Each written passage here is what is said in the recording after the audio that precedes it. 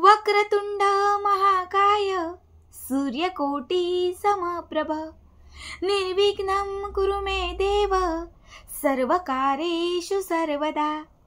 नमस्कार भक्तांनो, बघा 27 ऑगस्ट 2025 वार बुधवार, या वर्षी आलेला हा सर्वात मोठा योग, कारण या दिवशी गणेश चतुर्थी आणि आपल्यापैकी असंख्य लोकांच्या घरात गणपती बाप्पांचं आगमन झालं असेल।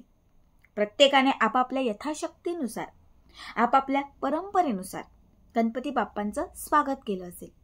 कुणाच्या घरात 1.5 दिवसाचे गणपती बाप्पा असतात, कुणाच्या घरामध्ये 2.5 दिवसाचे असतात, तर कुणाच्या घरात 5 दिवसाचे असतात। कुणी 7 दिवसाचे बाप्पा बसवतात, तर कुणी अनंत चतुर्दशीपर्यंत गणपती बाप्पा आपल्या घरामध्ये ठेवतात।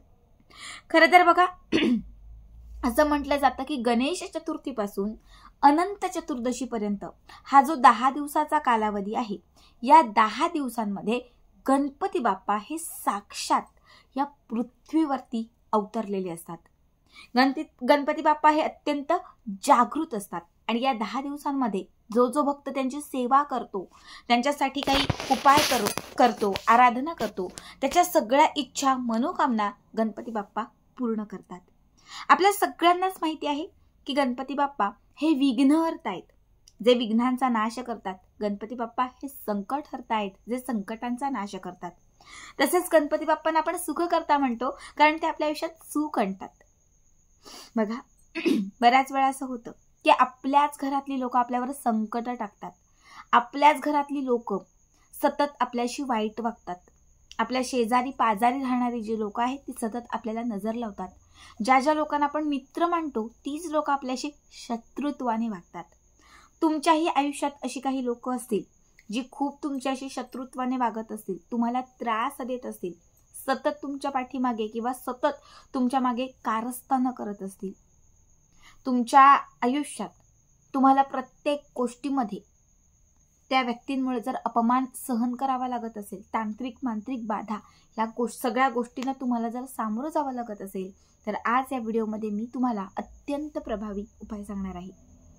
बघा, गणेश चतुर्थीपासून अनंत चतुर्दशीपर्यंत तुम्ही कधीही हा उपाय करू शकता।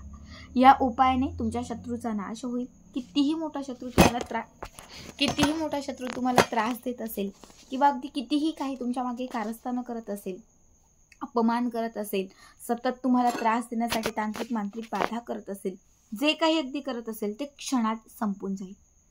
आता यासाठी आपल्याला काय करायचं आहे, तर एक छान लिंबू घ्यायचा आहे। बघा, आज उद्या परवा जेव्हा तुम्ही हा व्हिडिओ बघाल तेव्हा तुम्ही हा उपाय करू शकता। तुम्हाला एक छान लिंबू घ्यायचा आहे। बाजारात जे हिरवं पिवळं लिंबू मिळतं हे तुम्हाला घरी आणायचं आहे। आणलेलं जे लिंबू आहे ते स्वच्छ पाण्याने धुवायचं आहे। घरात गोमूत्र असेल तर एक झाकण गोमूत्र त्या लिंबावरती घालायचं आहे। आता हे लिंबू पुन्हा स्वच्छ पाण्याने धुवायचं आहे आणि एका सुक्या कापडाने ते पुसायचं आहे। आता हे जे लिंबू आहे हे तुम्हाला एका प्लेटमध्ये ठेवायचं आहे आणि त्या लिंबाला काळ्या रंगाचा धागा बांधायचा आहे। काळ्या रंगाचा धागा बांधत असताना सगळ्यात आधी त्या काळ्या रंगाच्या धाग्याला 7 गाठी मारायच्या। 7ही गाठी मारत असताना ज्या व्यक्तीसाठी तुम्ही हा उपाय करत आहात किंवा ज्या व्यक्तीचा तुम्हाला खूप त्रास आहे त्या व्यक्तीचं नाव घ्यायचं आहे। कुणीही तुमच्या आयुष्यात जे असेल ज्यासाठी तुम्ही हा उपाय करताय त्या व्यक्तीचं नाव घ्यायचं, गाठ, पुन्हा त्या व्यक्तीचं नाव दुसरी, अशा अगदी बाजूबाजूला 7 गाठी मारायच्या आहेत आणि 7 गाठी बांधलेला हा काळा धागा जो आहे, हा काळा धागा तुम्हाला त्या लिंबाला बांधायचा आहे। जेवढा मोठा धागा असेल, जेवढ्या वेळा गुंडाळता येईल तेवढ्या वेळा गुंडाळा, शेवटी त्या लिंबाला गाठ मारा। ठीक आहे। आता हे लिंबू जे आहे ते तुम्हाला तुमच्या उजव्या हातात घ्यायचं आहे। हाताची मूठ छान घट्ट करायची आहे। त्याच्यानंतर तुम्हाला त्या व्यक्तीचं पुन्हा एकदा नाव घ्यायचं आहे। आता समजा मी हा उपाय माझ्या सासूसाठी करते, जी मला भयंकर त्रास देत आहे। तुम्हाला म्हणायचं आहे, माझ्या सासूचा त्रास पूर्णपणे नष्ट झालेला आहे।